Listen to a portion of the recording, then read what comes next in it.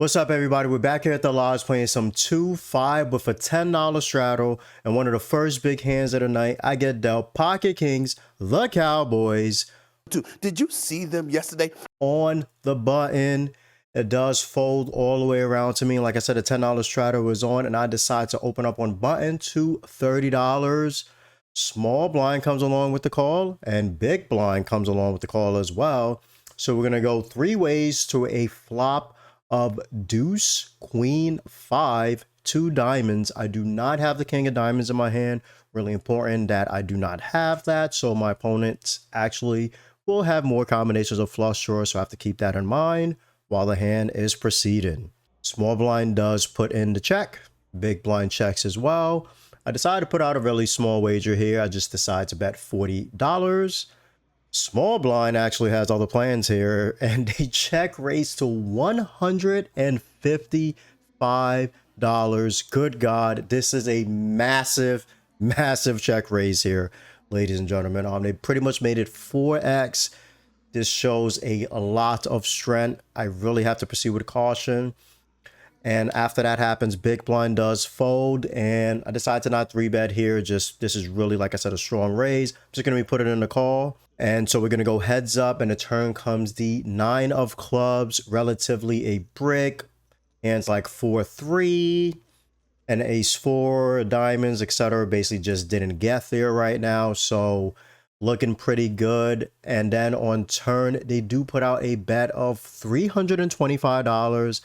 And now I have a really tough decision here. I was just thinking, I don't have a diamond in my hand. If I do call, then I can call on river depending on what card comes. But this time around, I did really go deep into the tank here a little bit. But hey, man, I decided it was time for an Aunt Jemima moment, and I go all in on the turn. Roughly a 3.5x jam here. And then unfortunately, my opponent snap calls. And once he snap calls, I already know what's going to happen here. I ask him, you have a set, right? Pretty much says yes. I don't even know point of me running it twice. No, I'm pretty much dead here. And we go to the river. It comes the 6 of spades. So yeah, and I did actually look up this spot to see if it was a thing versus small blind. I know it was a thing versus big blind. And it actually is fine. I can jam pocket kings here on turns at some frequency. So my play is completely fine.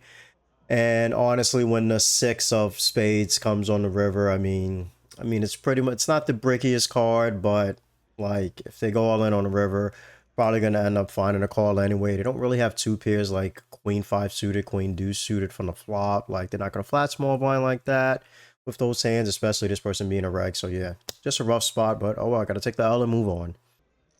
And next hand of the night, we actually get move tables, and we had to play a 1-3 with a $10 straddle on for this specific hand. So at least I'm still playing with the $10 straddle. Love to see it. And I'm in a $10 straddle, and I wake up with pocket aces. What a time to straddle. What a time to be alive. And in this hand, we actually get 3 limpers in middle position. And small blind actually decides to bump it up to $75. I mean, that's just music to my ears when I have pocket aces.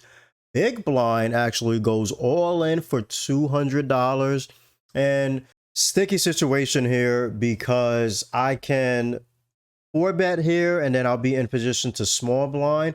Or I can get tricky with a little bit of a flat here, being only $1,000 effective with small blind roughly. So I elect to go with the second option. I actually just flat here with pocket aces, knowing that I'm going to be in position. That's the thing. Really good spot for me to do it. And small blind actually comes along with the call as well. So like I said, big blind is all in. So we're pretty much heads up against small blind, and the flop comes jack 3 ace. We pretty much just hit top set here. Loving what I see here.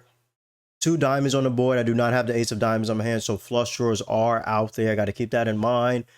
And my opponent in small blind does check, and I decide, do I want to bet here? No, not this time around. I'm actually going to check back, try to give my opponent a chance to catch up here. Maybe they have like pocket tens, pocket nines. They can turn a set, river set, and then they just get stacked, right? And the turn does bring in the 6 of clubs. Unfortunately, my opponent does check again.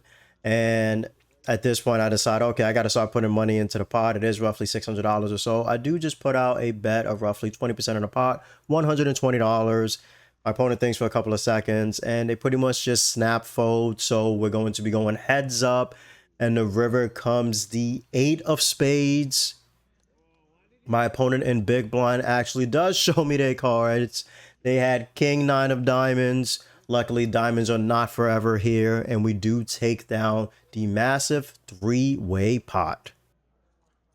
And we end up getting moved tables again. Yeah, we're just hopping everywhere tonight at the lodge. This hand is going to be 1 of 3, and this time the $6 straddle was on. It does fold to me on button, and I wake up with ace queen offsuit. I decide to open up to $20. Small blind puts in the 3-bet to $50. It does fold all the way back around to me, and I put in the call. So we're going to go heads out to a flop of queen, queen, 7 rainbow. Ladies love me as usual. We have trip queens, pretty much the best hand here unless they have pocket 7s. Not too many combos of that left, right? They put out a C bet of $25. Really small wager here for the pot, roughly just 25%. And this time I just put in a call. Turn brings in the 7 of hearts. So now I have the pretty much nuts. I am chopping with a queen, and I lose to quads now. Yeah, I mean, hopefully that doesn't happen. They check, and I decide to be a little bit sneaky here. I do check back. River comes and brings in the 6 of spades. This time my opponent decides they are going to be betting. They put out a bet of $30, and I'm like, oh, time to bump it up, ladies and gentlemen. I do raise it all the way up to $230. Really aggressive raise here, but still there are hands that can call me here. But unfortunately, my opponent says, I'm not doing it. They lay down their cards, but hey, we do take down the pot. And for this hand, we are playing 1-3 with a $10 straddle this time. I am the $10 straddle, of course, always making it $10. And this time we have pocket 10s on it. And low jack does open up to $25 or 2.5x open. Button puts in the call, and it does fold all the way to me. And I have other plans with this hand. I decide to put in the 3-bet squeeze here, bumping it up all the way to $145. Low jack thinks about it for a little bit, but they're going to be coming along for the party. But button decides to lay it down. So we're going to be going heads up with red 10s to a flop of 7, 6, 3, 2 clubs. Like I said, I have red 10s, no club in my hand. Really scary board here. My opponent obviously can already have 2 pair with 7, 6. It can be open-ended with 8, 9. They can flop it straight with 4, 5. So yeah, this is really in their range. So because of this, I decide to put out a check this time instead of C betting. And my opponent actually decides to check back. I was considering check raising here or calling at some frequency. Didn't know which one I was going to lean, but yeah.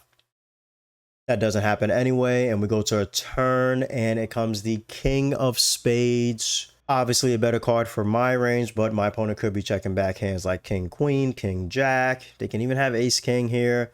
And because of these reasons, I decide to just put in another check. And obviously if they do bet, I'm going to call. And my opponent actually does just check back again. Oh man, I guess we're just having a check party here. So we go to the river, and it comes the 4 of diamonds. Rough card, of course, as a 5 is now a straight. But I mean, at this point, if my opponent just had a 5 or a 4, maybe they would have started betting. Or maybe they're just a passive type. I'm not sure. But with the 4 card straight there, I pretty much put in a check, preparing to call a bet if my opponent makes it a decent size, even like a pot size bet. I'm still going to be calling here, not just going to fold on this line. And my opponent just decides to check back. So yeah, we just have the old fashioned check party here. I show my pocket 10s, and my opponent mucks their cards. So they pretty much probably just had like pocket 8s or pocket 9s. Or maybe they had 2 overs like Queen Jack suited, Queen 10 suited, hands like that they decided to not turn into a bluff, or they just had ace high like ace jack. You know, but we do take it down. And final results, because of that pocket king's hand in the beginning, losing to the set, I finished down $1,600. Losing sessions happen, and I am not ashamed about it. Check out this session here where I have the biggest losing session on poker at the lodge's live stream.